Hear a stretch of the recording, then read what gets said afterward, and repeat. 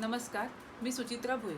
मी गेले 17-18 वर्ष झाली acupressure, acupuncture, Sujok therapy, diet and nutrition आणि नॅचरोपॅथीचे प्रॅक्टिस करते.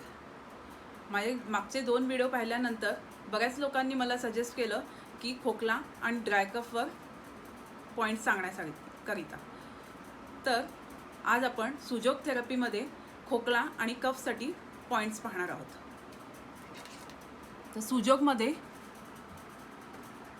लेफ्ट हँडचा इंडेक्स फिंगर म्हणजेच पहिला बोट घेतल्यावर ह्या बोटावर आपले बॉडीचे सगळे पॉईंट्स कवर होतात. तर हा वरचा भाग आहे, तिकडे फेसचा पार्ट येतो, जसे 2 डोळे, नाक, तोंड, आणि हा एरिया आहे इथे घशाचा एरिया येतो. जर आपला घसा दुखत असेल तर साधारण ह्या पॉईंटवर प्रेस करून बघावं. तो पॉईंट जर घसा दुखत असेल तर हा पॉईंट पेनफुल असतो. तर आता ह्या पॉईंटवर आपण ह्या पेपर सर्जिकल टेपनी, जी काय कोणत्याही केमिस्टकडे इझिली अवेलेबल असते, ती घेऊन त्याच्यावर आपण एक मुगाचा दाणा चिपकवणार आहोत. तो दाणा स्टिक केल्यावर आपण जो पेनफुल पॉईंट आहे त्याच्यावर हा पॉईंट स्टिक करायचा आणि मग त्याच्यावर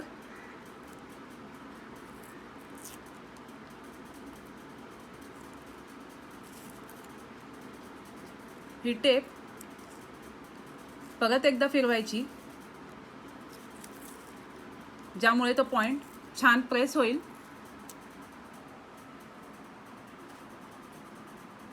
अशा प्रकारे हा पॉईंट आपण दिवसभर ठेवायचा आहे. पाण्यात भिजला तरी त्याला काही प्रॉब्लेम नाही आहे. जितका जास्त पेनफुल असेल हा पॉईंट, तितका लवकर तुम्हाला घसादुखीसाठी बरं असेल. त्याच प्रकारे आता आपण खोकल्यासाठी कफसाठी मी तुम्हाला काही पॉईंट सजेस्ट करते. आता त्या घशाखालीच इथे लंग एरिया येतो. ह्या लंग एरियावर आपल्याला असंच सीड थेरपी करायची आहे. त्यासाठी थोडी मोठी पेपर टेप घ्या. त्याच्यावरती अशा प्रकारे खूपसे दाणे स्टिक करून घ्या. असे दाणे स्टिक केले की हा आपला लंग एरिया आहे. लंग आणि घसा दोन्ही याच्यात आपण कव्हर करू शकतो. अशा प्रकारे इथे स्टिक करा आणि मग त्याच्यावर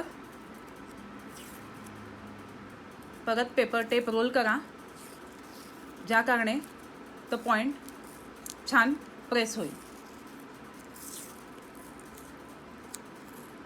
असं तुम्ही रात्री झोपताना लावलात आणि सकाळी उठल्यावर काढलात तरी चालणार आहे. अशा प्रकारे तुम्हाला कफमध्ये खूप फायदा होईल. तर अशा प्रकारे पॉईंट्स घ्यायचे हे 2. ह्याच्याने तुम्हाला खोकल्यासाठी आणि कफसाठी खूपसा आराम मिळेल. So stay healthy, be safe. आणि जर तुम्हाला माझा व्हिडिओ आवडला असेल तर kindly like and share the video. Thank you.